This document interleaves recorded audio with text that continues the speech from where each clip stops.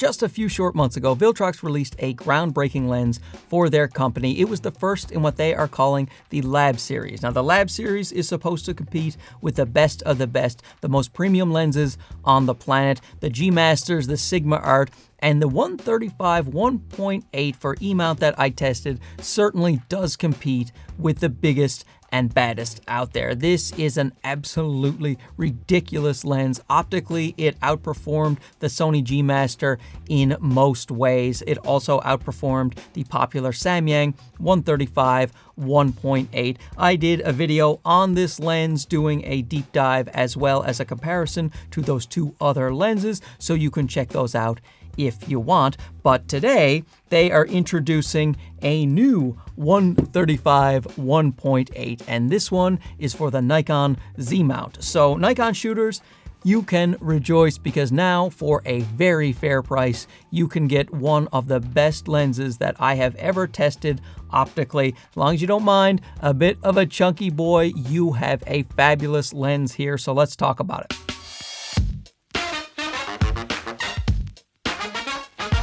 And of course, I should mention that Viltrox did send this lens out for the purpose of this review at no cost to myself. However, what was a cost to myself was buying this Nikon Z6 III, because I wanted a nice new Nikon to test with this nice new lens. So I went out, gave myself an excuse to buy another camera. I really don't need much of an excuse to buy another camera. It's not Viltrox's fault that I went out and got this, but I did get this, and I was able to test the daylights out of this lens, and it performed very, very well. There is something special about the images you get out of a 135 1.8 full frame lens. A lot of people really love it for portraits, myself included. It is a tighter focal length than your traditional 85mm, but that extra pop you get from this lens, it just looks so great in my opinion. It has a real wow factor that I just don't see with any other lens. But first, let's talk about the build quality of this lens. It is a big and heavy lens.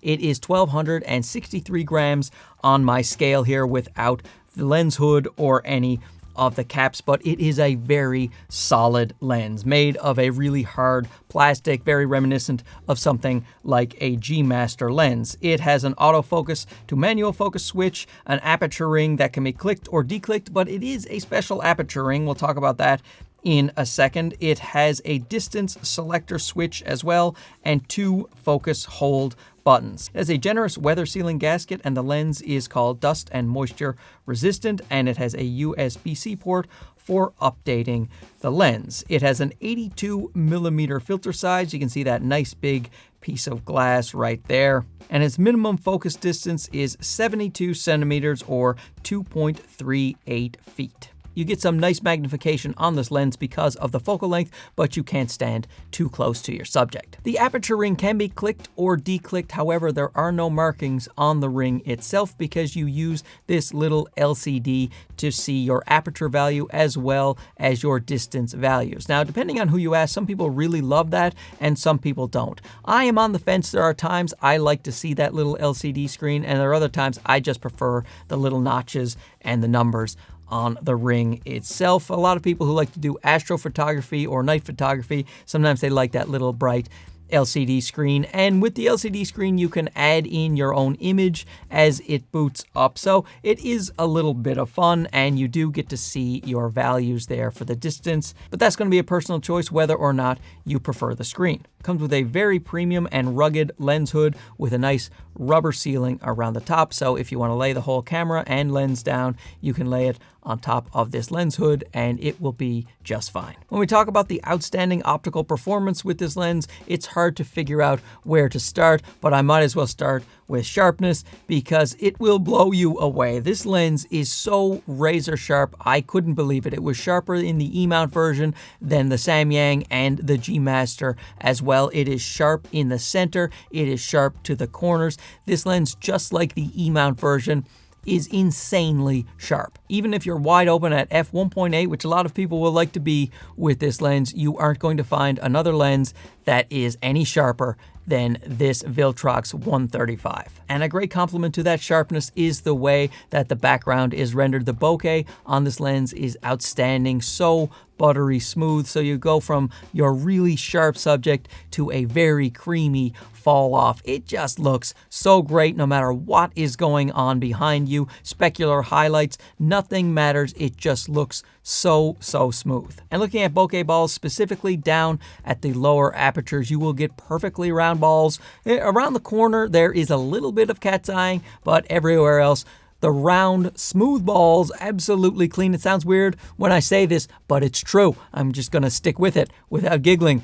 like a little boy. Perfectly smooth, round balls. Like, I almost did it with no haloing, no color fringing. It's just, as far as bokeh goes, this is almost a perfect score for old Marky Bennett. Chromatic aberration and longitudinal chromatic aberration are extremely well controlled. You can barely see any CA or LOCA down at f1.8, maybe a tiny hint of it if you have a backlit situation and you raise those shadows up, but it is very hard to find any CA or LOCA. They did an amazing job with the aberration suppression. Viltrox is also using extremely high quality coatings on this lens, so things like flaring and ghosting are very well controlled, as good as a G Master. When it comes to Sunstars, this is about my only criticism optically of this lens, is that I don't love the Sunstars that come out of it. The points aren't very well defined, so if you're really big into Sunstars and a 135, maybe this lens isn't for you. The autofocus performs very well whether you're in single shot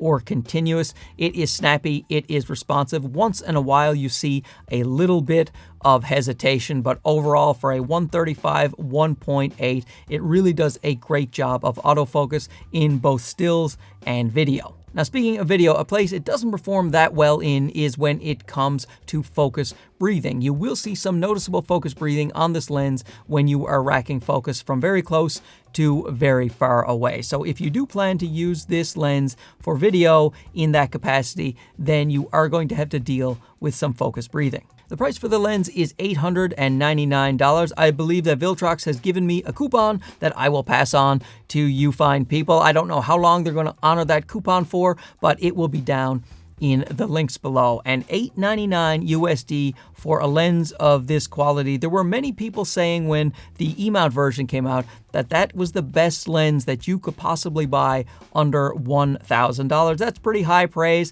and I really can't disagree with that. So if you're like me and you just went out and bought yourself a nice new Nikon full frame camera and you want something to go with it that is going to wow every person who sees your photos, then I would really look hard at the Viltrox 135 1.8.